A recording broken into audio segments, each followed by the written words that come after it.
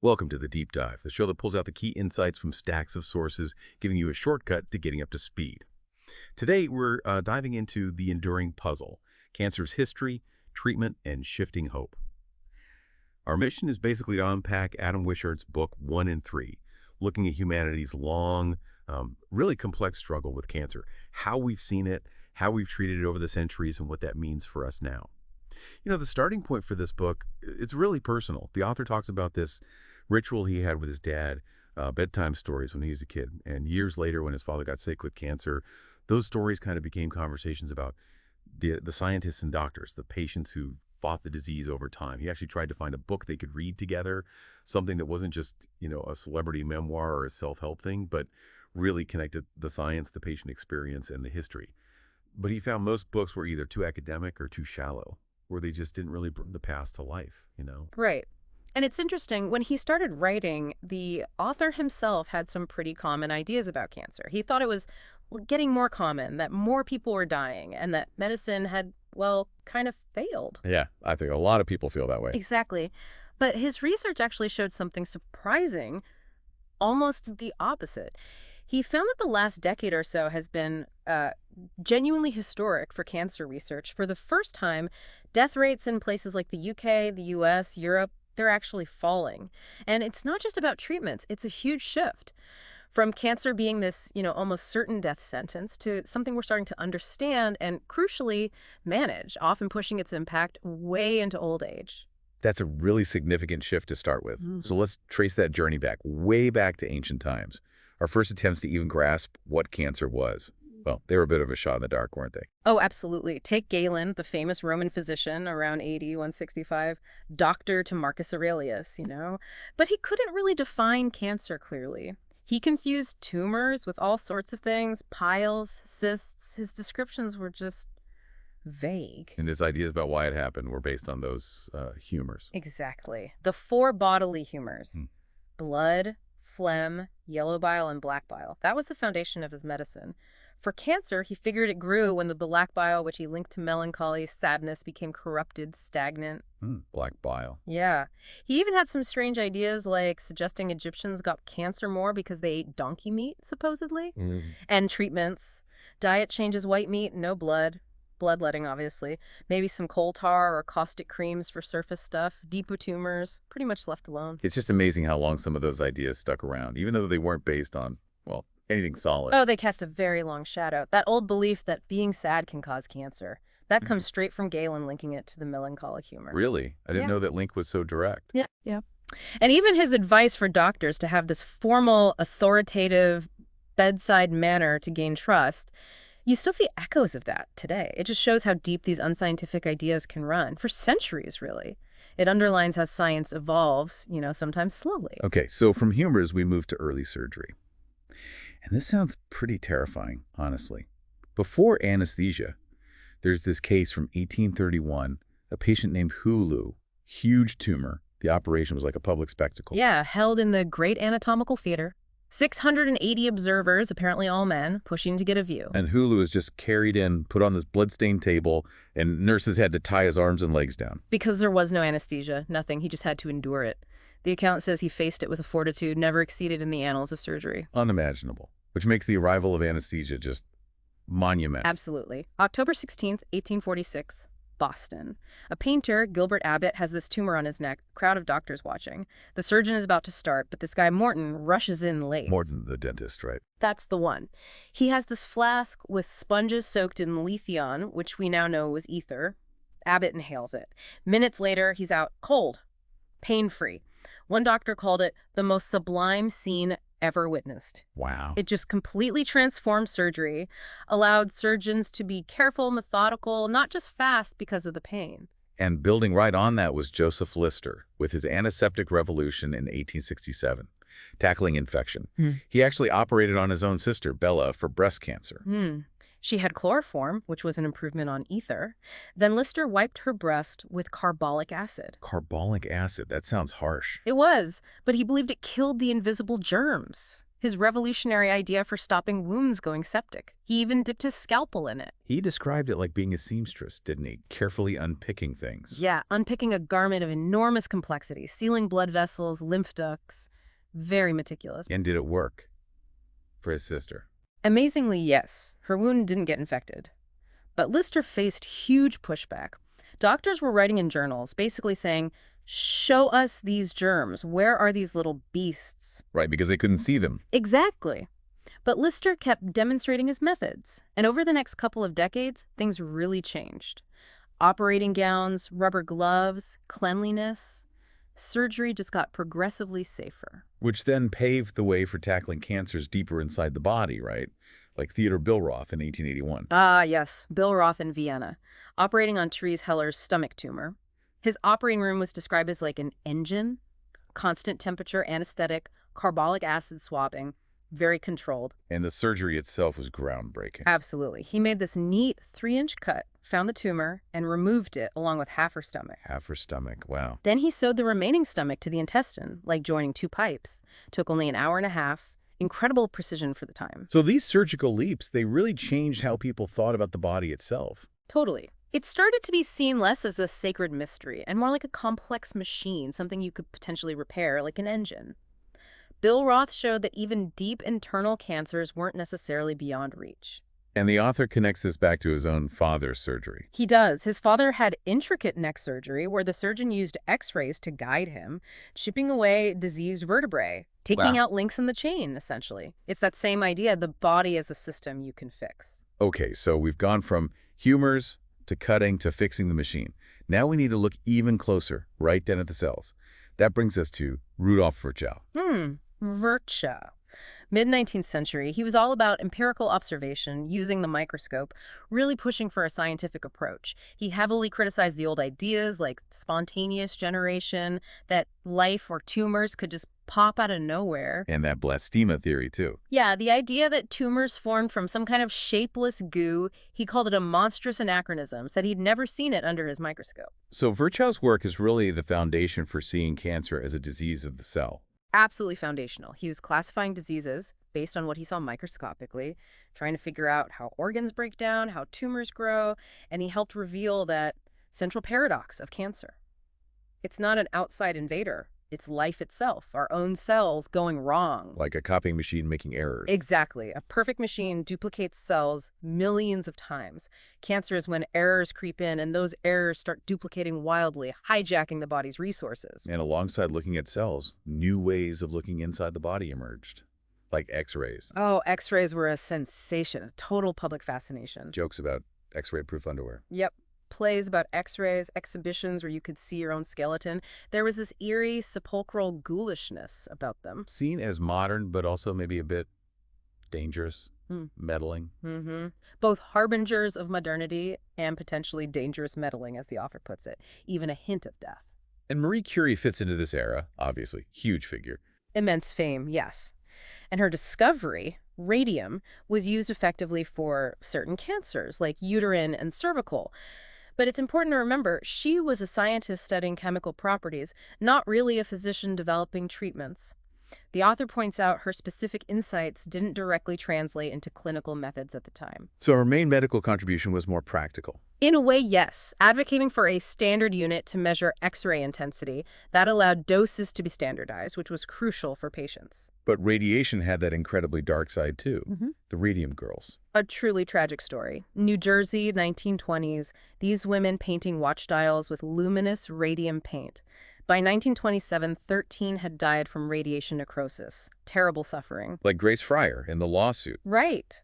By the time her case got to court, she'd lost her teeth, needed a back brace, couldn't even raise her hand to take the oath. Awful bone pains for years before that.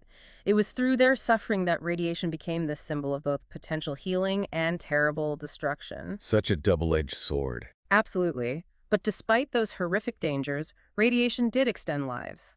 And the basic principle, placing radioactive sources near cancers, is still used very carefully today. And the author's father benefited from it, too. He did, yes. He recovered after radiation therapy. It just highlights that ongoing tension with powerful medical tools, incredible benefit, but potential for harm if not understood and controlled. The lessons from radiation, this invisible force causing harm, it seems like that helps shift focus towards other potential environmental causes of cancer, too. Definitely. It fed into that growing concern about modern industry, pesticides, fertilizers, food colorings, the idea that these things might be causing cancer. Which ties into the rise of the organic food movement, partly driven by that fear. Exactly. And this was really boosted by Wilhelm Hooper at the National Cancer Institute, and especially by Rachel Carson's book, Silent Spring. She saw Hooper as the top authority on environmental cancer. Now, the source also mentions some views from Nazi Germany around this time. We should be careful how we present this. Yes, absolutely. The source provides it as historical context, not endorsement. It mentions a surgeon, Erwin Lake, who in the 1930s argued that rising cancer rates were due to abandoning a simpler and more natural life. He pointed fingers at things like bad nutrition, food additives, new pesticides, artificial fertilizers. It reflects some anxieties of that specific era about modernization. Right, important context. And Hooper himself faced a lot of opposition, didn't he, from industry? Oh, yes. The book details how DuPont tried to discredit him, first accusing him of being a Nazi, then later of having communistic tendencies. They really didn't want him investigating chemical carcinogens. It sounds like a really contentious time, which brings us to maybe the biggest environmental link. Smoking. Richard Dahl's study in London, starting in 1948, he just started interviewing lung cancer patients about their habits. And the link became clear pretty quickly. Very quickly. He noticed smokers almost invariably had lung cancer. Non-smokers usually turned out to have been misdiagnosed. Dahl himself quit smoking within a year. But smoking was so common then, right? Must have been hard to convince people. Hugely common. Over 2/3 of men in the US and UK smoked, so there was massive skepticism. That's why Dahl and Austin Bradford Hill came up with a new research method: large-scale, long-term population studies. Tracking people over years. Exactly. They surveyed all the doctors on the UK medical register. Then the American Cancer Society started recruiting hundreds of thousands of volunteers, following huge groups over time to see who got sick. That was the innovation. But the tobacco industry fought back hard. Oh, they did. In 1954, they set up the Tobacco Industry Research Committee, even hired a former head of the American Cancer Society, Clarence Little, to lead it. And his message was denial. Pretty much. No convincing evidence, he kept saying. And ironically, Wilhelm Hooper, the environmental cancer guy, also denied the cigarette link. He accused Dahl of extravagant claims. That is ironic. Dahl apparently put it down to Hooper having a German attitude to science, which is one case proves a rule, basically, not grasping the statistical power of the population studies. So Dahl and his colleagues went on to find other links, too. Diet. Yes. Dahl and Richard Peto later concluded diet was huge, maybe a third of cancers. Things like too much red meat linked to colon cancer, not enough cruciferous vegetables like broccoli. And they identified other triggers too, like the bacterium Helicobacter pylori for stomach cancer, or how estrogen can fuel some breast tumors. It just showed cancer wasn't one thing with one cause. All these discoveries, the growing complexity, it fueled this idea of a war on cancer, didn't it? Led by Mary Lasker. Right, in the 1960s, she saw the moon landing as proof. If you throw enough money and organization at a problem, you can solve it. Why not cancer? The moonshot analogy. Exactly. She campaigned hard, bumper stickers saying, "Mr. President, members of Congress, please cure cancer." Very direct. But the scientific community wasn't entirely on board with that approach. Not at all. Many top scientists, like Nobel winner David Baltimore, really objected to her push for a separate, centralized national cancer agency. It was a real clash. Lasker wanted quick, tangible results. Scientists worried a top-down approach would stifle basic research, the slow, exploratory work needed for complex biology, and that it might raise false hopes. And ultimately, that moonshot didn't really deliver the immediate cure everyone hoped for. No, it didn't. Things like the Special Virus Cancer Program spent huge amounts, $250 million, looking for a cancer virus and vaccine, but found nothing conclusive. It showed that just throwing money at a narrow target wasn't necessarily the answer for something like cancer. Okay, so if the moonshot wasn't the silver bullet, let's turn to chemotherapy. Yeah. Its beginnings sound quite harrowing as well.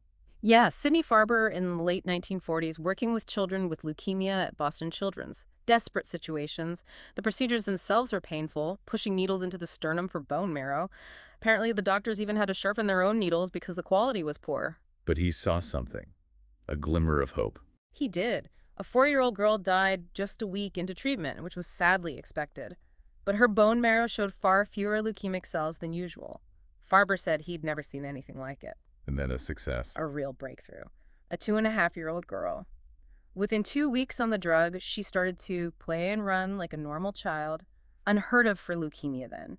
It started to shift the thinking, maybe chemicals could fight this. And the basic idea behind chemo is hitting fast-growing cells hardest. Exactly. Tumor cells duplicate rapidly, so they get hit disproportionately. Plus, cancer cells are already damaged. They're bad at repairing themselves, so the chemo knocks them out more effectively than healthier cells. It's described as a brute force approach. It often is, or was. Look at James Eversol's case in 1964, diagnosed at 1.5. He got this intense cocktail, high-dose chemo, radiation to his brain, spinal injections, really aggressive stuff for a toddler. But he survived. He did, went into remission.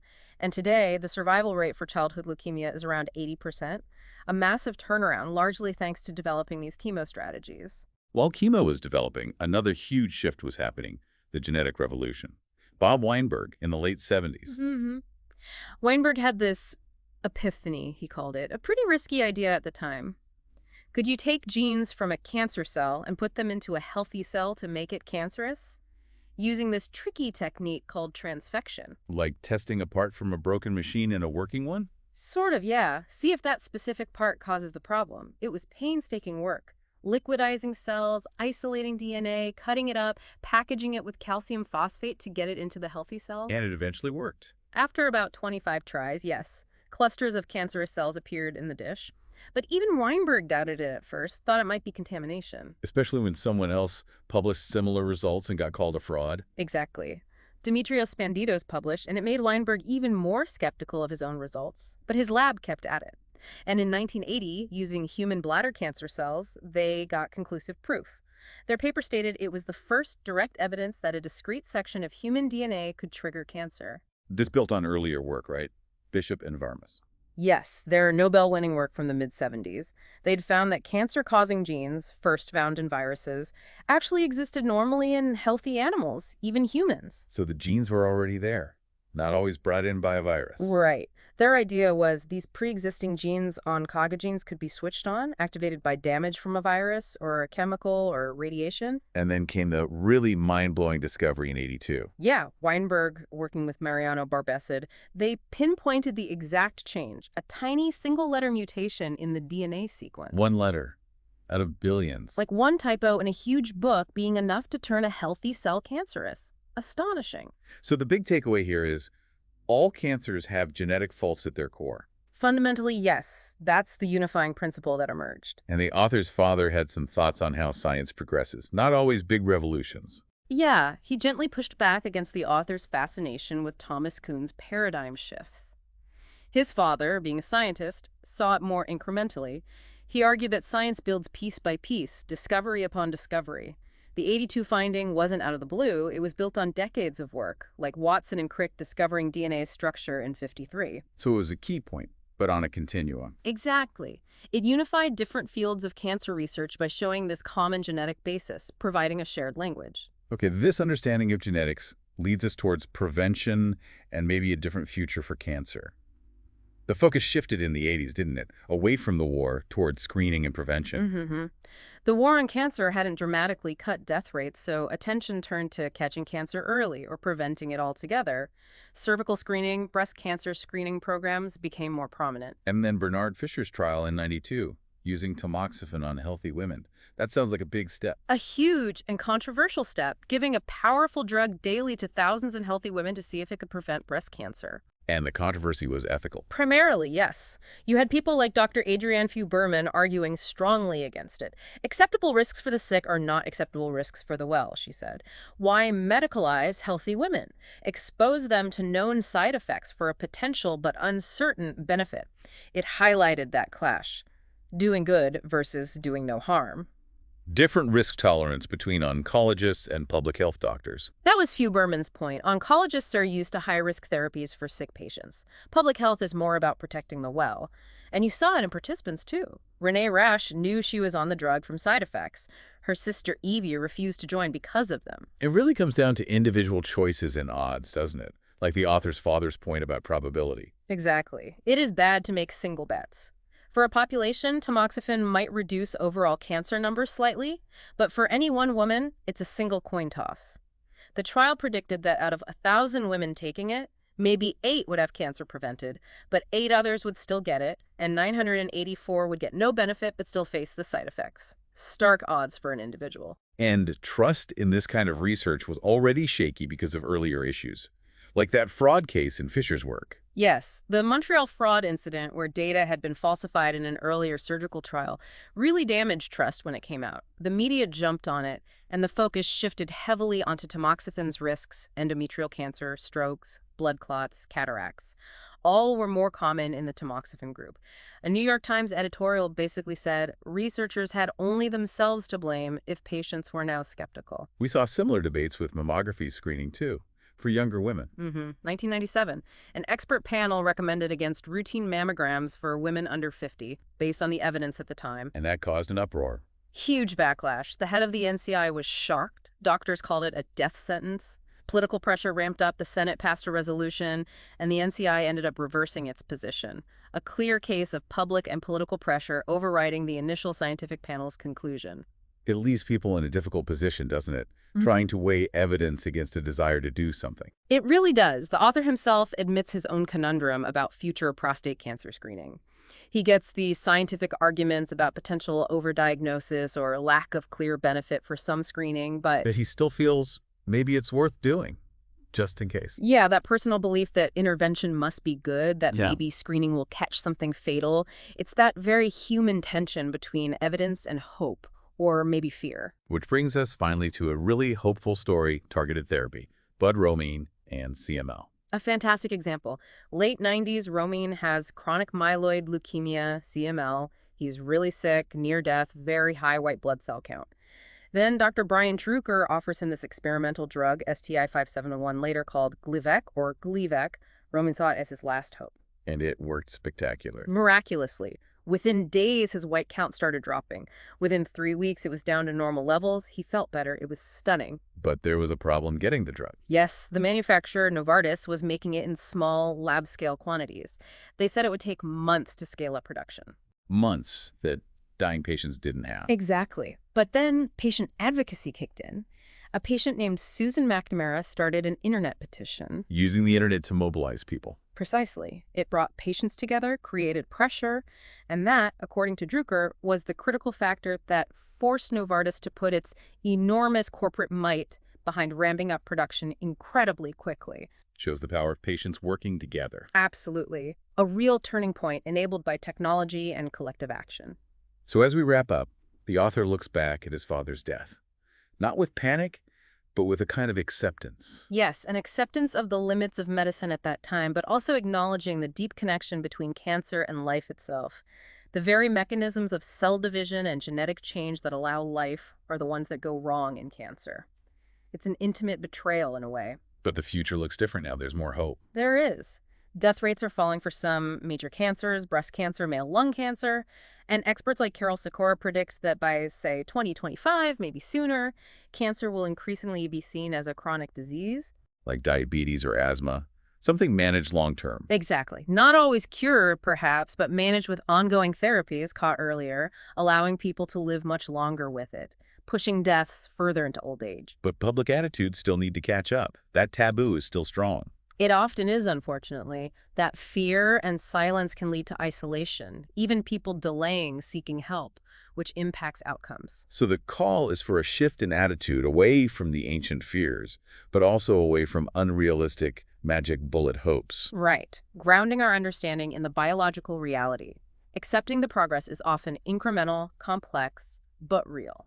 And the final message from the author's father seems to be one of hope, grounded in that scientific progress. Yes, even facing his own death, he wanted his son to believe that science was making a difference, that others like him would live longer because of medicine's successes. It's a belief in that steady human effort. It's a powerful note to end on. This deep dive really shows cancer isn't one single fight, is it? It's this long, messy, ongoing journey, from black bile to gene sequencing. And as we look towards a future where cancer might become more of a chronic condition, less of an immediate death sentence, it really makes you think, how does your own understanding of risk, of hope, of how science actually works, often slowly, step by step, how does that shape the choices you might make for your own health or for the people you care about?